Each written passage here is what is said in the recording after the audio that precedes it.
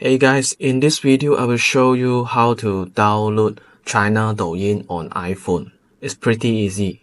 So first, China Douyin app only available on China Mainland, which means your app store will need to switch to China Mainland, then you only can download China Douyin. Okay, let's open App Store and then click on the profile button. Click on your name here.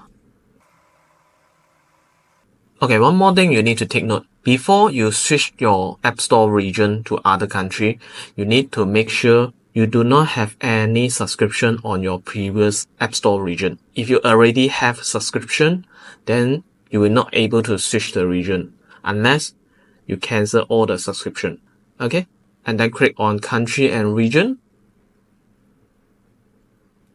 Scroll down, look for China Mainland and select it. Click continue, click agree. Okay, here you select none, the last one. And then for the billing address, you can just simply put something. Postcode for China should be the 6 digit. Okay, region.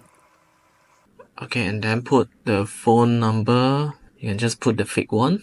It's okay. Once everything done, just click done.